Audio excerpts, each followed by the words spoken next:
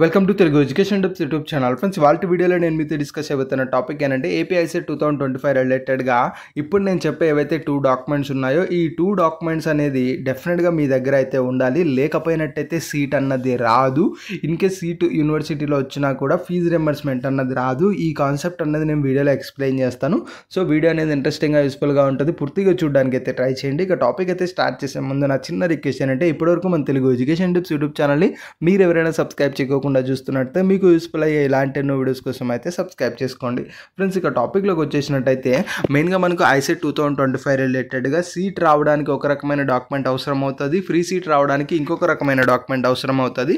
మరి యూనివర్సిటీలో సీట్ వచ్చినా కూడా ఫీజు రింబర్స్మెంట్ రాదు అంటే దానికి ఉన్న కాన్సెప్ట్ కూడా నేను ఎక్స్ప్లెయిన్ చేస్తాను. ఇనీషియల్గా గమనించండి. ఇప్పుడు మీకు కౌన్సిలింగ్ సక్సెస్ఫుల్ అయితేనే ఫర్దర్గా మీరు వెబ్ ఆప్షన్స్ పెట్టడానికి ఎలిజిబిలిటీ ఉంటుంది. వెబ్ ఆప్షన్స్ పెడితేనే మీకు సీట్ అనేది ప్రొవైడ్ చేయడం అయితే జరుగుతుంది. సో ఇప్పుడు కౌన్సిలింగే సక్సెస్ఫుల్ అవ్వలేదు అనుకోండి, తర్వాత జరిగే ఏ ప్రాసెస్ కూడా మనకు ముందుకైతే వెళ్ళదు.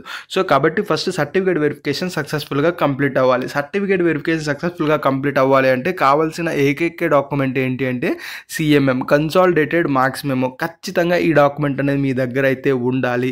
ఈ డాక్యుమెంట్ లేకపోతే మాత్రం కౌన్సిలింగ్ సక్సెస్ఫుల్ అవ్వదు. సో ఈ డాక్యుమెంట్ లేకపోతే మీకు యూనివర్సిటీలో కానీ ఎక్కడా కూడా సీట్ అన్నది రాదు. సో ఫస్ట్ డాక్యుమెంట్ ఏంటంటే సిఎంఎం. ఇది ఖచ్చితంగా మీరు రెడీ అయితే చేసి పెట్టుకోండి. ఇది లేకపోతే సీట్ అన్నది రాదు. ఇందులో ఎలాంటి డౌట్ అయితే లేదు. అసలు ఇంకొకరిని అడగాల్సిన నీడే లేదు. ఈ డాక్యుమెంట్ ఖచ్చితంగా అయితే ఉండాలి.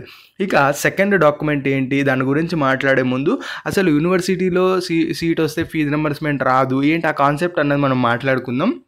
ఎర్లియర్గా మీరు 2024లో మీరు కంపేర్ చేసుకున్నట్టయితే ఆ ముందు ఇయర్స్ నుంచి ఎలా ఉండేదంటే ఫీజు రింబర్స్మెంట్ రావాలి అంటే మీకు యూనివర్సిటీలోనే సీట్ అయితే వచ్చి ఉండాలి. అప్పుడు మాత్రమే మీకు ఫీజు రింబర్స్మెంట్ అయితే వస్తుంది. అది కూడా ఎలిజిబిలిటీ ఉన్నట్టయితే. అలా కాకోకుండా మీకు ప్రైవేట్ కాలేజీలో సీట్ వచ్చినట్టయితే మీరు ఎలిజిబిలిటీ ఉన్నా కూడా మీకు ఫీజు రింబర్స్మెంట్ అన్నది రాదు. ఆ యొక్క పద్ధతిలో లాస్ట్ ఇయర్స్ నుంచి మనకైతే గడిచాయి. బట్ ఈ ఇయర్ దీన్ని ఎలా అప్డేట్ చేస్తారన్నది ఇంకా మనకు క్లారిటీ అయితే లేదు.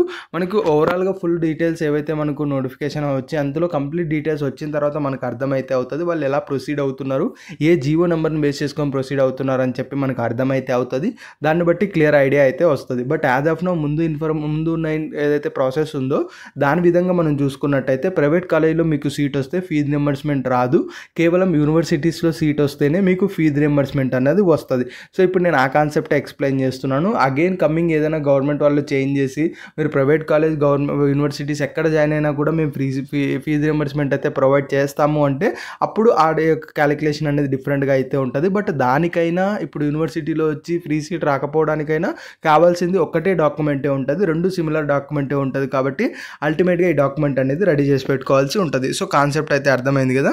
ఇప్పుడు రెండో డాక్యుమెంట్ ఏంటి ఉండాలి, ఆ యొక్క డాక్యుమెంట్ లేకపోతే యూనివర్సిటీ ఆర్ ప్రైవేట్ కాలేజ్ ఎక్కడొచ్చినా కూడా సీట్ రాదు. ఐ మీన్ ఫ్రీ సీట్ అన్నది రాదు, పేమెంట్ సీటే వస్తుంది. ఆ ఫ్రీ సీట్ రావడానికి కావాల్సిన డాక్యుమెంట్ ఏంటి అన్నది చూసుకున్నట్టయితే అదే ఇన్కమ్ సర్టిఫికేట్ లేకపోయినట్టయితే రేషన్ కార్డ్ అన్నా కూడా మీరు యూజ్ అనేది చేసుకోవచ్చు. సో ఈ 2 డాక్యుమెంట్స్లో ఏదో ఒక డాక్యుమెంట్ మీ దగ్గర అయితే ఉండాలి.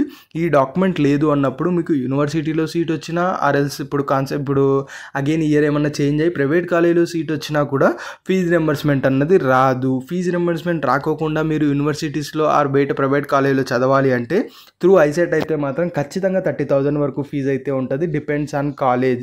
లేదు అనుకున్నట్టయితే మీరు మేనేజ్మెంట్ కోటా కింద వెళ్తే 60,000-70,000 కూడా ఫీజు అయితే ఉంటుంది. సో అంత ఫీజు మీరు బేర్ చేయలేరు పర్ ఇయర్కి. కాబట్టి ఫీజు రింబర్స్మెంట్ తెచ్చుకోవడం చాలా చాలా ఇంపార్టెంట్. అవి రావాలి అంటే ఇప్పుడు నేను ప్రొవైడ్ చేసిన ఏవైతే చూపిస్తున్న డాక్యుమెంట్స్ ఉన్నాయో ఇవి మీ దగ్గర అయితే ఉండాలి. అందుకే చెప్తున్నా ఈ 2 డాక్యుమెంట్స్ లేకపోయినట్టయితే మీకు సీటు రాదు.